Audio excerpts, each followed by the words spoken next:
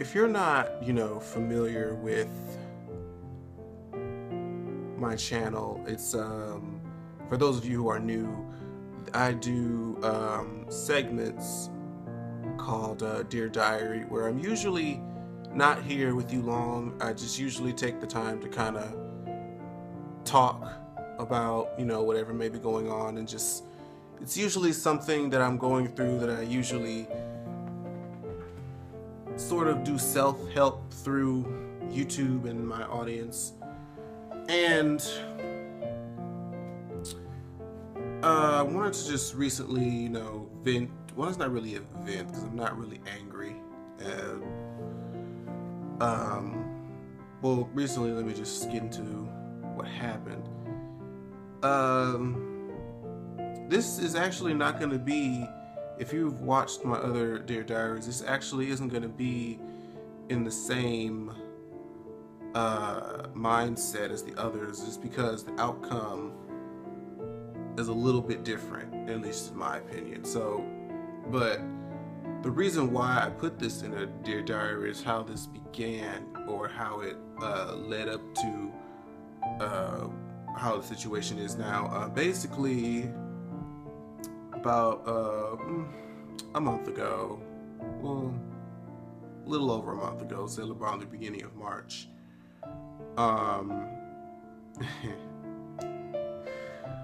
my ex and I, we decided to try again, right?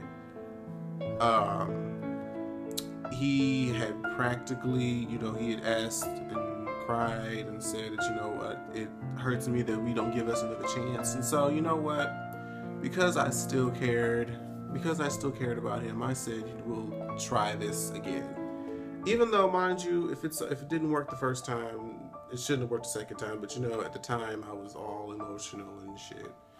And just to put a long story short, not to necessarily dwell on the negative, a month after, then we come to about more so the last couple weeks, I've just never been able to, I wasn't feeling loved, really, for real. I felt tolerated. I don't know if anybody of you have ever been in relationships where it's like the other person, what you feel from them is kind of like when they call or text you, they feel the type of energy is that it's an obligation and not that they really want to. And that's kind of what I was getting. And it drained me. So I always felt like this thing is just so draining, but I couldn't get myself to just drop it and let it go because I didn't feel like going back to, being single and starting over and all that stuff. So I was one of those people.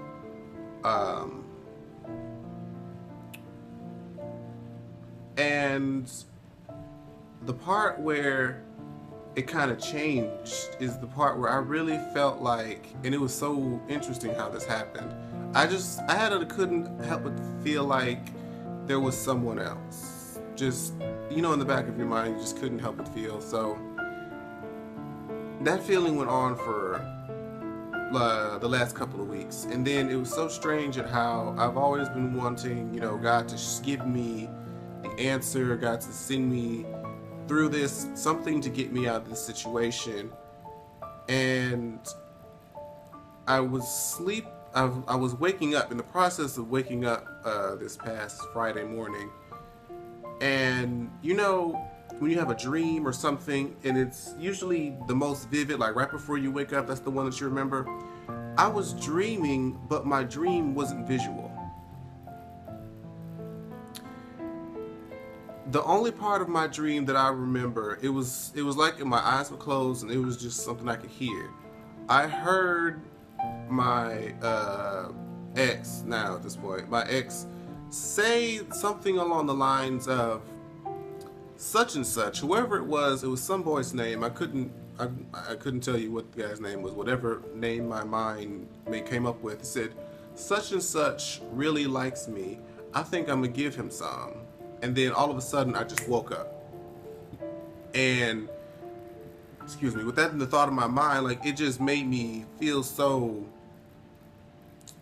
it's almost like terrified or just scared and just like, I don't know what the feeling to call it when you feel like you're heartbroken, or I can't describe the feeling, y'all. The words are just escaping me. You feel like something's wrong and you don't know what to do. So I texted him. Now mind you, the space that we've been in is he's not been the greatest. So I tell him, I had a nightmare. He was just like, oh, okay, well, you should smile about it or something that he said.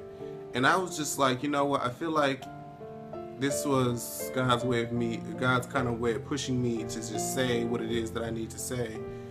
And I said that, I had a dream that he was cheating on me. And so normally I would expect, for somebody who says that they love you to, reassure you and be like, that would never happen, baby, I love you, and this and that and the fourth.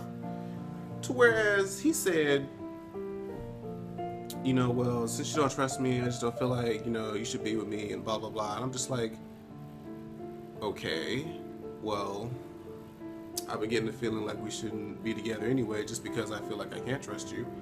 But I tried to be reassuring and be like, you know what, even if we can't be in a relationship right now, I want to let you know that I still love you and all good things like that.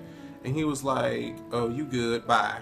And then just stopped responding. So I'm like, I feel like that dream and him giving me the initiative to say what it was that I needed to say and getting me out of that situation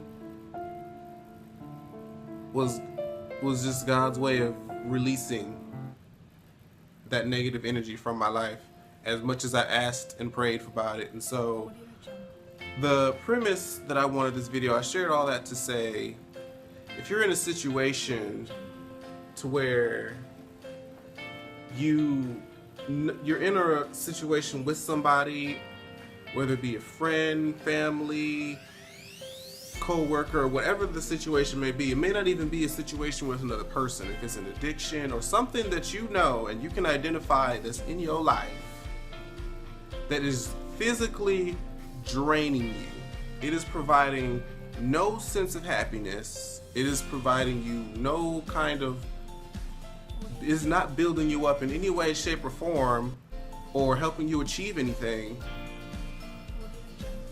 you have to let it go. I know that's so much easier said than done because of what I just did. I knew I had to do it, but I didn't know how. And honestly, now that it's been done, I can't express how happy I am. That's where the video changes. Like, I can't express how much happier I am. I no longer have to worry my mind about what he may be doing, where he's going, and why he hasn't called me, because it's none of my business anymore.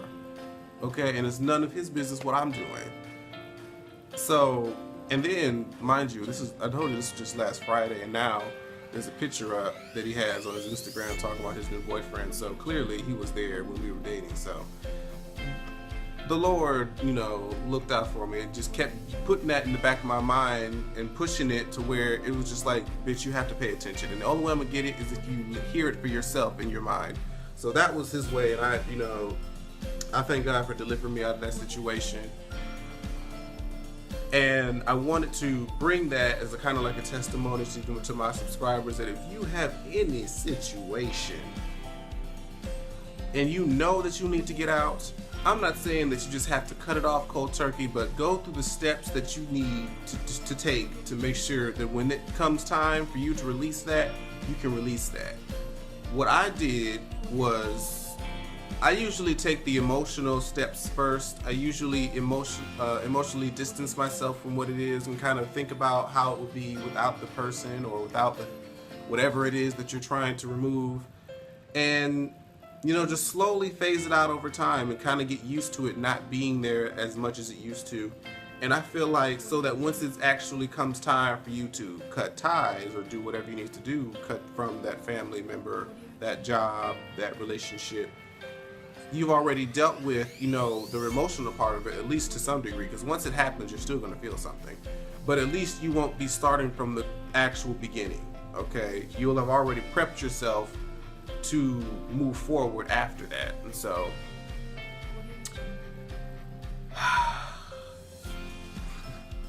I'm in such a better place now because of that, because that was so unhealthy.